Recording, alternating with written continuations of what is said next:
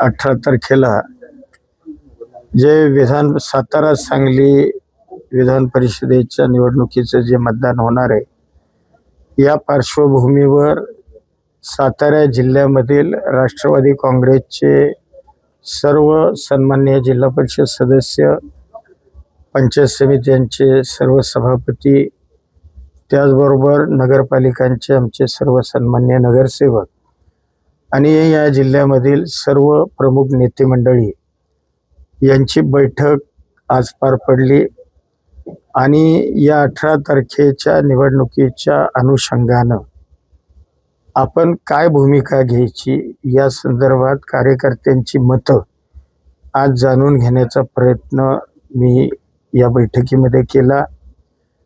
त्या पद्धतीनं मग प्रत्येक ज्याला कोणाला वाटलं त्या कार्यकर्त्यांनी डायसवर येऊन आपलं स्पष्ट आणि प्रामाणिक मत देण्याचा या ठिकाणी प्रयत्न केला। त्या पद्धतीनं आज ही बैठक या ठिकाणी पार पडली। जिल्हा परिषदेच्या निवडणुकीमध्ये नाही ठरलं हे की सगळ्यांनी एका मतानं निर्णय घेण्याचा अधिकार मला दिलेला आहे। सगळ्यांनी एकामुखानं सांगितलं की आबा भावना आमच्या जरी काही असतील तरी तुम्ही जो निर्णय घ्याल या निर्णयाच्या पाठीशी या जिल्ह्यातला राष्ट्रवादी काँग्रेसचा सर्व मतदार हा राहील, अशा पद्धतीची ग्वाही एकमतांनी सगळ्यांनी दिली आणि हा अधिकार मला त्यांनी दिलेला आहे। त्यामुळं हा आता पुढं भविष्यात हा निर्णय जो मी घेईन त्या पद्धतीने सगळे निर्णय ठरलेला नाही। हो, आता भावना सगळ्यांनी व्यक्त केल्या, ज्या काही कटू चांगल्या काही भावना असतील त्या व्यक्त करण्याचा प्रत्येक सभासदांनी प्रयत्न केला। मी माझं मत त्यांना सांगितलं, त्या पद्धतीनं त्यांनी सगळ्यांनी एकमुखानं निर्णय घेतला की निर्णय जो काही उद्या घ्यायचा आहे तो निर्णय एकमुखाने मकरंद पाटलांना आपण हा अधिकार आबांना देऊ।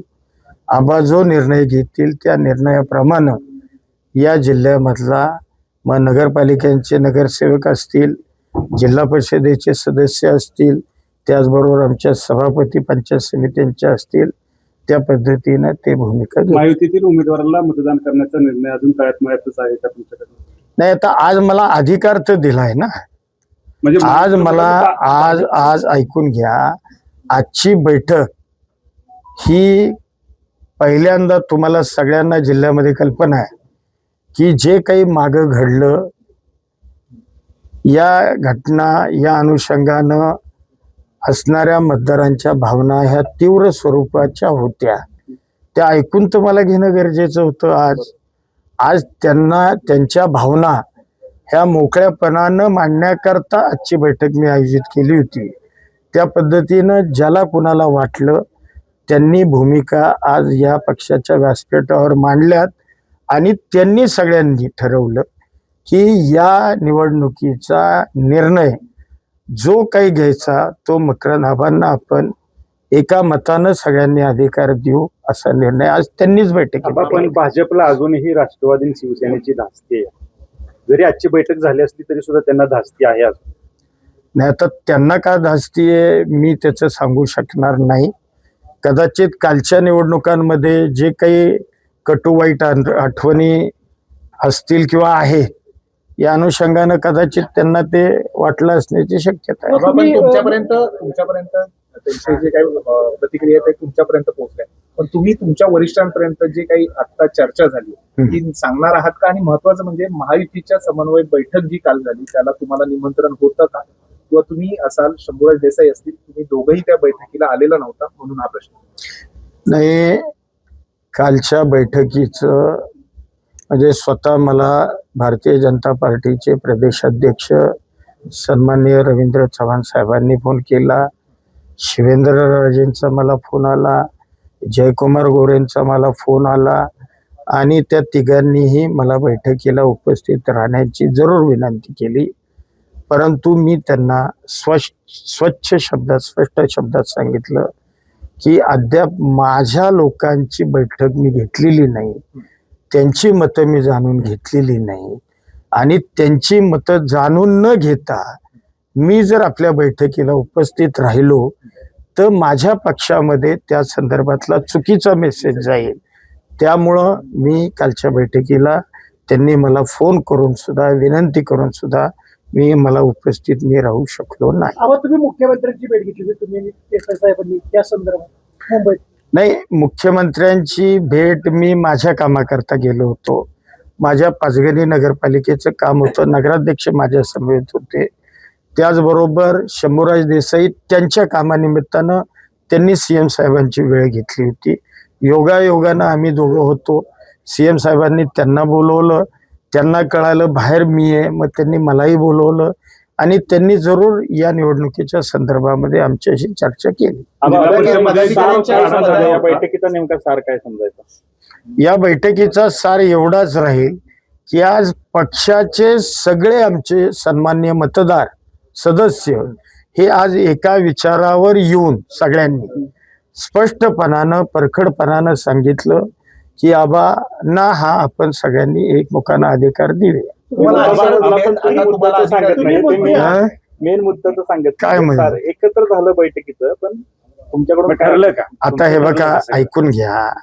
हे बघा, एकमुखानं मला निर्णय दिला. माझ्या सुद्धा वर पक्षाची वरिष्ठ मंडळी आहेत, मला त्यांच्याशी बोलावं लागेल. वरिष्ठांपर्यंत अगदी आमच्या महायुतीचे नेते, या महायुतीच्या नेत्यांबरोबर मग मुख्यमंत्री साहेब आमचे असतील, दोन्ही मुख्यमंत्री महोदय असतील, या तिघांच्या कानावर तरी मला आमच्या सगळ्या सन्मान्य सदस्यांच्या भावना ह्या घालणं माझं काम आहे ना. आज जर मला त्यांनी एकमुखानं हा निर्णय घ्यायचा अधिकार जर दिला आहे तर वरिष्ठांच्या कानावर माझ्या सदस्यांच्या भावना या जिल्ह्यातल्या घालणं हे माझं कर्तव्य आहे. तुमची वैयक्तिक भूमिका आहे मंत्री म्हणून. मंत्री म्हणून मला मी नाही ना मतदार ह्याचा. काल उपमुख्यमंत्री एकनाथ शिंदेंनी आम्ही युतीतूनच ही निवडणूक लढवतो असं स्पष्ट सांगितलं आणि युतीचे उमेदवार निवडून येतील असंही सांगितलं होतं. मग युतीचे उमेदवार निवडून येणारच ना. ज्या वेळेला महायुतीमध्ये आम्ही एकत्रित काम करतो, महायुतीचे उमेदवार निवडून येणारच ना राज्यातले.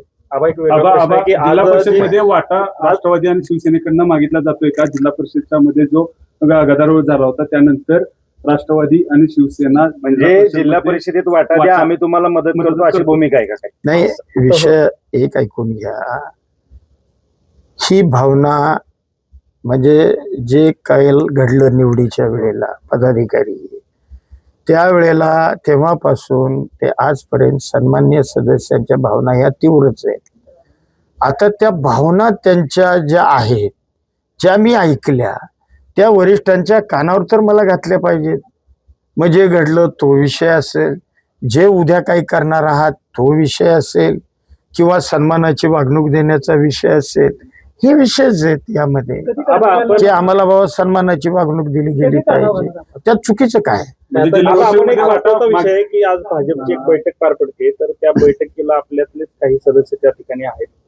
तर याबाबत काय तुम्ही आपल्या चिन्हावर निवडून आले? आपल्या चिन्हावर, माझ्या चिन्हावर निवडून जे आले, जे जिल्हा परिषदेच्या निवडणुकीला फुटले, त्यांचा आमचा कुठलाही संबंध नाही. ते आता आमचे नाही. निर्णय अंतिम कधी कळेल? निर्णय आता वरिष्ठ ज्या वेळेला वरिष्ठांशी आम्ही चर्चा करू, म्हणजे आमच्या महायुतीचे जे तिन्ही नेते आहेत, या तिन्ही नेत्यांशी चर्चा करून, कारण आता मतदानालाही 4च दिवस राहिले, त्यामुळे लगेच निर्णय आम्ही त्यांच्याशी चर्चा करून घेऊ. शेवटच्या टप्प्यात आहे. बरं, आता मी आज रात्री सांगली जिल्ह्याची बैठक लावली. सांगली जिल्ह्यातली राष्ट्रवादी काँग्रेसच्या सगळ्या प्रमुखांची आणि सन्मान्य सदस्यांची सांगलीची आज रात्री मी एकत्रित बैठक लावलेली आहे. आणि आज सातारा जिल्ह्याच्या भावना ऐकल्या, संध्याकाळी सांगली जिल्ह्यातल्या सदस्यांच्या भावना ऐकणार, नेत्यांच्या भावना ऐकणार आणि वरिष्ठांपर्यंत त्या भावना मी कळवणार. वरिष्ठ जो आदेश देतील त्या आदेशाच्या बाहेर आम्ही जाऊ शकत.